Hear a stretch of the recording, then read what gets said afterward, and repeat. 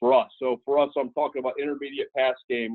These are things we want to call a lot in third down situations.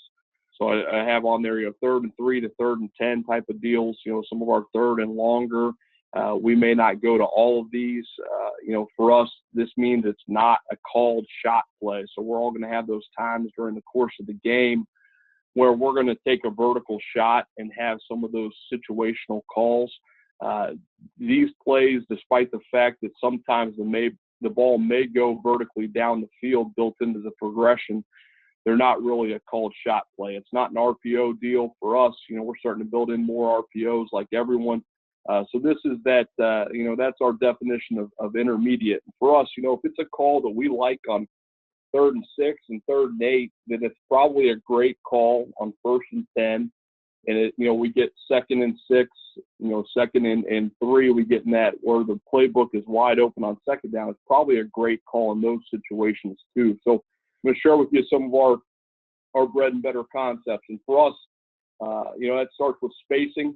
This is probably our most called concept in the offense from a passing game standpoint with what we do. And spacing for us is as much of a progression read as anything that we do. We always install with progression, 1, 2, 3, 4, and then we key off defenders within that, and the quarterbacks have to understand what's going on. Obviously, this one is almost straight progression with what we're doing. So I'm going to draw this up here to start, and for us, we're going to typically be in some type of 3-by-1 concept when we go into spacing for us. We will do some 2-backs, and you'll see some other personnels on video when we get there. But we're going to start off, and we're going to work towards the boundary side just about every time. We have the ability to put the spacing side, this 3-receiver side here, to the short side of the field. We can put the single receiver to the field if we want. That's not typically how we do it. We like to keep that shorter throw to the boundary. So for us, our first read here, and I'm going to draw over top of this best I can and work through it, the progression, but we're going to work this speed out fade concept typically to the short side of the field. So our speed out for us, our outside foot is back for our outside receivers. So we're going to work a 4-step speed out. So what we tell our guys is we want to pound the 4th step, roll on the 5th, and pound the 6th step here being flat to the sideline on our speed out cut. Our rule on our conversion is if that corner can touch us or touches us or we touch that corner, by the time we get into the speed out, then we're going to convert that to a fade. And for us, that fade becomes a bar. That's a terrible beat, but a bar best available release for us, okay? And we're going to tell that guy he can release inside or out on that because he's a single. He doesn't need to hold that safety. But that's a bar release for us on that if that converts to a fade situation. So that's our first read. We're going to work back to a middle hook. This is going to be our number 2 receiver on the backside. This is our second in the progression. This is a middle hook at 6 yards over the ball right here, okay? We call this our curl by our outside receiver.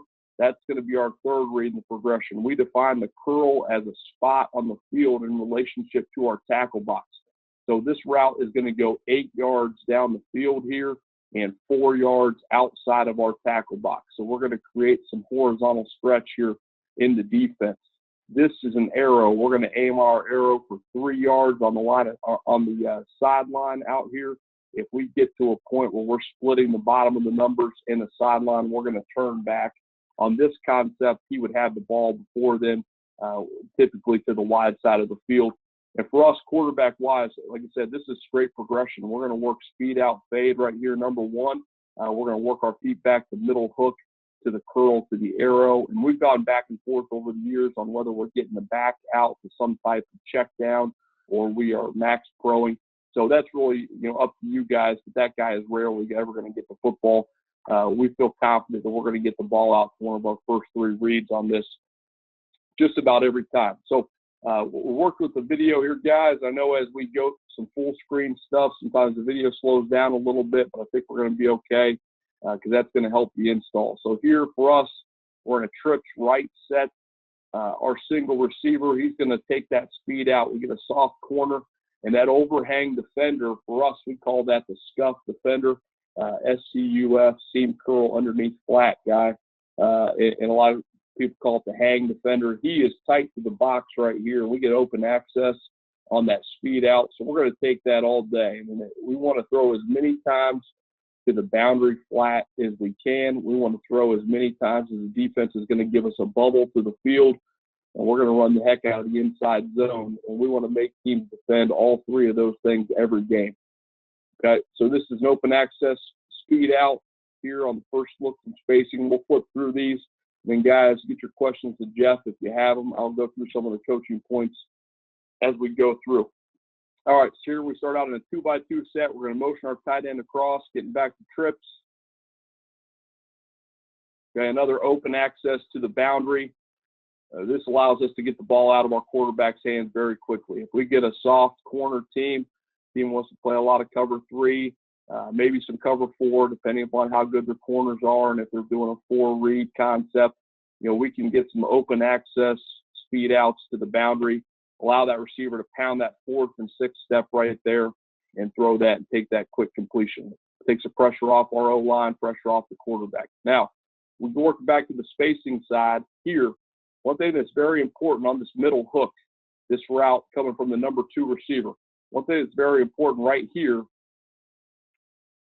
is that this route, if he gets collision from the inside, he's going to 6 yards over the ball. If he gets collision from the inside, he's got to make sure that he crosses the face of any defender. We got to make sure that he understands there's a curl route right here behind him at 8 yards down the field and 4 yards outside the tackle. He cannot reverse field and work back this way. He's going to allow one defender to cover both of those guys. So that's a big coaching point for us. When you first install this concept, guys don't always understand that. They're trying to get open themselves, but they have to understand how this spacing concept works. Okay, so that's a big thing here. We see our slot receiver. He needs to keep going right there. It's a good job not coming back into that window and closing off the curl. Here's a 2-back set. Same concept for us. Here, the back on the offense's right is going to have a free release to that arrow. He's just replacing that tight end. We can certainly put the slot receiver at number 3. However we want to do this, we're going to do this out of multiple formations. And like I said, this is one we call a lot. Here, the ball is off the hash. Outside leverage from the corner to the boundary to the short side of the field. The quarterback just didn't feel as comfortable with that throw with the outside leverage. So he worked back in his progression. He's going straight progression, middle hook. Great job by the middle hook right here, not being selfish, working through that defender. All right, a couple years ago we installed this. Our guys would have gone backwards on that. All right, at the top of the curl route right here, we're working to that 8x4 spot off the tackle box, and he does a great job finding that window. We don't want to stay right behind that backer right there. We want to get down there. We use the terminology. We want a ball call back to the football, give a great target to the quarterback. All right, move the chains. About 90% of the time on this concept for us, we throw the ball to one of our first 3 reads. We rarely ever get back to the arrow, and we like this concept to get the ball out of our quarterback's hands. Here we get a man under 2 deep look. All right, we didn't like the fade here to the boundary. We could have restacked on the numbers a little bit better, but we stayed away from the fade. This is 3rd and 4, so we know that's not a high percentage throw, especially with a little bit of safety help. All right, we come back. We get a little antsy on the middle hook. We want to push all the way to 6. We don't want to drift into that, but we work back to the curl. The curl does a great job of leaning on that corner up top in man coverage and working back to the ball. Again, this is one, even when we get man coverage, we want to win with the route. Even though we're settling down on those 2 routes, our philosophy is we can win with our technique, get open, get back to the ball, and create a window here.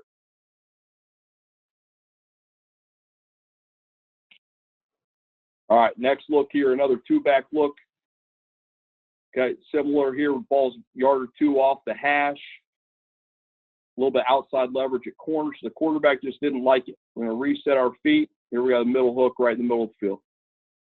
Easy reach to the quarterback. They did a great job matching inside. They're spot dropping here, not matching anyone. Get the football right there. Great ball call. Turn up the field. All right, back to a trip set here.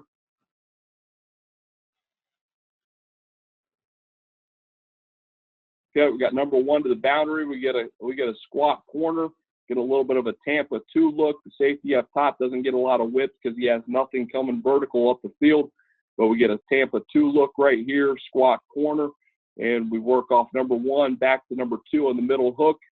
All right, we want to make sure we get all the way over the ball right there, but we're underneath that Tampa dropper. Allow him to get up the field. All right. Red zone, now our scuff defender up top. We get press bail.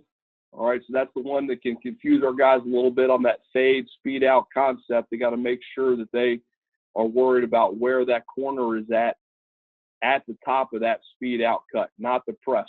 So don't make a pre-snap decision. So it's a good decision by the receiver, but then the scuff defender comes out and collisions them. So our quarterback knows quickly we're going to get back to 2. All right, we overset a little bit at tackle, so we won't talk about the protection too much on this one. But we get back to this middle hook. This one makes me a little nervous here. I put it on here. We typically don't throw that middle hook hot in any way.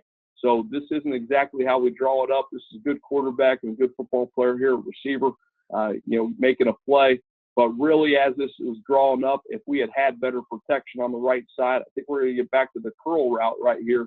You see this route develop and come back and ball call. That's probably where this should go in the progression. Right there, you see that arrow draw out that defender and get that window underneath the curl. Right, a couple more here before we move on concepts. All right, now we go into empty set. We're going to give a lot of window dressing on this play formationally. We go to an empty set here. This is a running back for us, so we can tag from week to week what we'd like that guy to do. This particular week, we had him on a vertical up the field. So we can hold that defender, that scuff defender to the boundary, and give the defense a little bit of a different look and give a little bit of 5-man pro. You get open access here. If you can get a team's empty check, and you can get a beat on them and know what we're doing, then we want to exploit that. We don't do a ton of empty, but we want to have some things every game where we go in and make the defense think about what we're doing. And we're going to go to our bread and butter spacing scheme here, just a little window dressing at running back.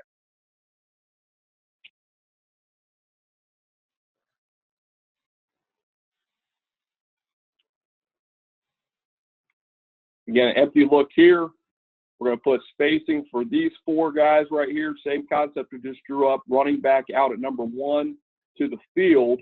Okay, we're going to occupy this corner. Again, this particular week we had them on a go route, and we felt like we could create a little bit more opportunity for us in the spacing and screw up some of that underneath coverage. We didn't like the speed out up top. It was not a very good route. We're a little bit long, so it's probably one we should have taken, but we come back. And again, that quads look gives the defense a tough look. We come back to the spacing in the middle of the field and open that up for a nice conversion on 3rd and 7. All right, this is a 2 tight end set for us. Same concept. We're going to trade this with number 3. We're going to automatically take him on the middle hook. We still have the curl out here and then the arrow to the field. That's the only change out here. Different concept, or same concept, a little bit different look, just changing personnel. Again, that crossing action right in front of the defense, that's the thing that makes this work. We could have a little bit better ball called by the receiver at the top of this route. Nice find here, quarterback, nice window. All right, we'll give you 1 tag here we like in the red zone off this before we flip to the next scheme. Sometimes as the field condenses, we get inside the 20. We could tag this here, run it to a nub side, trips to the field, nub side tight end with the back on the same side. And we could tag this with a little red zone beater. We're going to run a quick seam right here where he's going to slight outside release and stay vertical up the field at tight end. We're going to free release this back up the boundary. This is a concept we like here. We're not throwing this particular one. We tell the quarterback this could develop about 12 different ways. All right, so we got to key off the corner. And we got to find out who's running with the back or with the tight end. We want to read that in the same read, and then it works really nicely with the timing, getting back to the spacing side. All right, so that's a little red zone deal we'll do. Every now and then we'll do it out in the field as well. Great job on the ball call. An L receiver coming back down. All right, we're going to move on to the next scheme here. This is our stick concept for us. And we're going to run switch on the backside of this. So this is a 5-man pro for us right now. Certainly the way we run stick, you could change it up and you could make it a 6-man pro and you could lock in. So, we've combined our stick here on the front side with switch on the back side. That's just how we've chosen to do it over the past couple of years. We feel like these concepts work very well, but it's got to be a week where we like 5-man protection. So quarterback is going to start out on the play side. We can run this field or boundary, typically going to put the stick side to the field. And for us, number 1 receiver out here is going to run an MOR, mandatory outside release. Outside, we're typical air raid terminology. This is our first read, but it's more of a peak pre-snap type of deal, depending upon, the leverage of that corner and how wide that safety may be. So that's typical air raid stick terminology there. Our stick route by our number 2 receiver right here, he's going to run this at 6 yards. All right, we want to chase the inside shoulder of that defender, that scuff defender we talked about. We're going to stem initially at that scuff defender's inside shoulder. And as soon as that guy gets whipped right here, as soon as he goes past us, if he goes past us to the flat, we want to immediately get vertical right off of his inside shoulders. Therefore, we are stretching this window between that scuff defender and that next Mike backer. We want to make that window as big as possible if that guy's going to fly over the top of us to the flat. Okay. Our running back or our number 3 receiver is going to run an arrow as well. All right. Similar to what we just talked about, aiming for 3 yards on the sideline. We can certainly have a running back here at number 3 on a free release coming out of the backfield.